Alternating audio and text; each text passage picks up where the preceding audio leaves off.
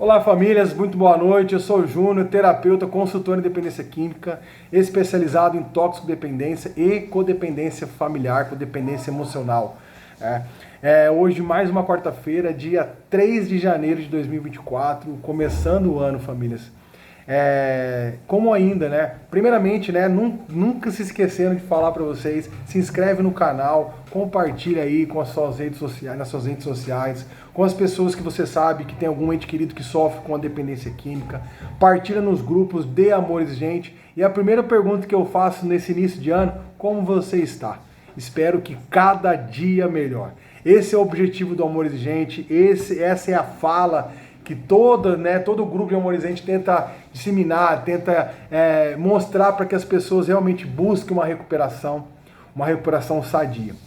Hoje um pouco mais especial, estamos aqui de viagem, de férias, mas nunca deixando de falar sobre aquilo que nós sabemos ser importante, visando sempre a recuperação. Recuperação não tira férias, tanto para você que sofreu, que sofre com a dependência química, que busca uma recuperação, quanto para esse familiar, você que tem algum ente querido que sofre com a dependência química, também visando a sua recuperação. Né?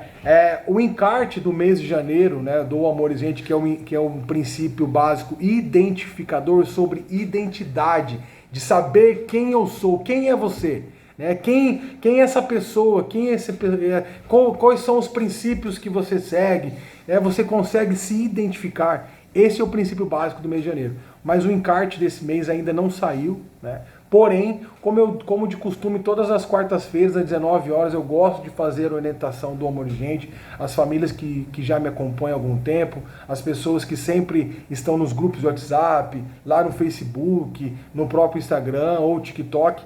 Então, assim, eu gosto de deixar as orientações e nós vamos fazer a introdução desse princípio, né? Não se prolongando muito, porque na semana que vem provavelmente a gente já vai ter o encarte pronto, né, desse princípio básico identificador. Porém, eu acho importante porque é um princípio, todos os princípios são importantes, né, para a recuperação, para a evolução dessa pessoa, desse familiar, mas o identificador, ele fala muito das raízes culturais, para que você comece a se perceber. Muitas das vezes aquela pessoa que ela não tem identidade, aquela pessoa que não se conhece, não sabe as suas características, não consegue identificar aquilo que ela realmente deseja ser. Ela faz o quê? Ela copia, ela imita. E a gente sabe que isso, dada a infância, pode criar dentro dessa pessoa um caráter, uma característica, um jeito de agir perante as ações dela que não condiz com o que ela deseja ser. Então, muitas das vezes, é importante buscar nas suas raízes culturais aquelas que são negativas, identificar esse lado negativo, tentar descartar dentro dos seus padrões de movimentos, de atitudes que você deseja ter no hoje, porque assim, vamos ser específicos agora. Se eu não sei quem eu sou, eu passo a imitar atitudes alheias. Então, eu preciso, primeiramente, identificar. Tentar me conhecer, passar pelo processo do autoconhecimento. Não é um processo fácil, não é um movimento fácil, né? Muitas vezes eu vou ter que identificar coisas que eu tenho dificuldade em aceitar.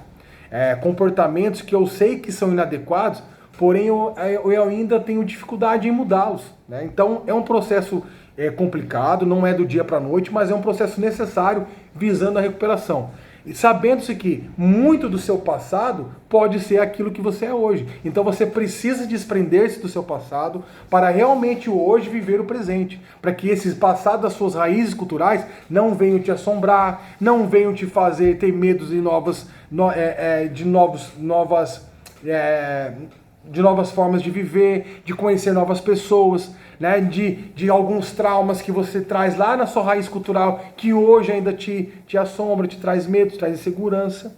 Então vamos lá, proporcionar uma viagem ao passado para compreender talvez o seu presente. As pessoas sempre dizem, né, aquilo que você planta hoje é o que você vai colher lá na frente, né? Então vamos pensar assim, talvez aquilo que você está vivendo hoje foi plantado lá no seu passado. Então, por isso que é importante você fazer essa viagem no passado para identificar o que o Júnior errou lá no passado, o que o fulano errou lá no passado e que precisa hoje modificar, né, para não cometer os mesmos erros. Como eu falei, é uma viagem que muitas vezes é uma viagem difícil de fazer. Você começar a mexer em feridas, mexer em situações que você magoou as pessoas ou que você foi magoado. Então, assim, por isso que chama-se princípio identificador. Para você conseguir identificar, desmistificar aquilo que realmente é necessário para modificar, para trazer uma vida saudável, uma vida próspera, no qual você consegue ser melhor para as pessoas no qual você convive hoje. Observar os meus comportamentos e atitudes e valores.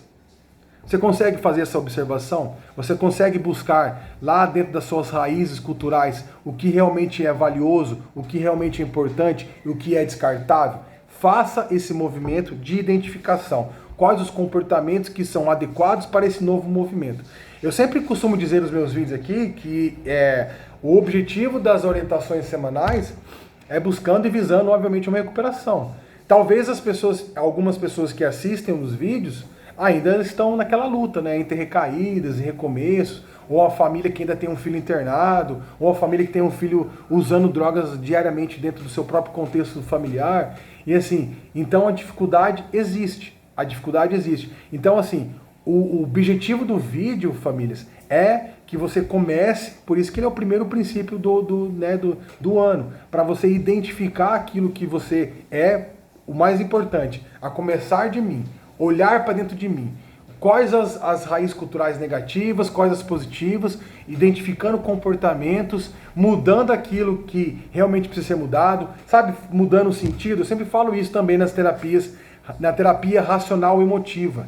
Terapia racional emotiva comportamental, que é identificar as emoções, a razão pelo qual eu ajo dessa forma, trazer para a consciência racional, identificando os movimentos e emoções gerados dentro de uma situação, para que eu comece a agir de forma coerente dentro daquilo que eu acredito ser importante. E muitas vezes na vida ativa, no uso de drogas, as pessoas perderam essa identidade.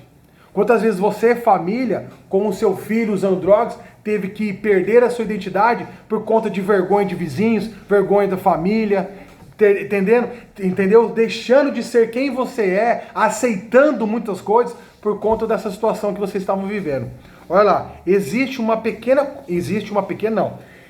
grande conexão de quem eu sou hoje com quem eu era no passado. Se eu não conseguir identificar aquilo que era errado e modificar isso agora no meu presente. Porque o meu passado, eu sempre também gosto de dizer, o passado tem que ser referência e não direção. Imagina um carro, para que serve o retrovisor?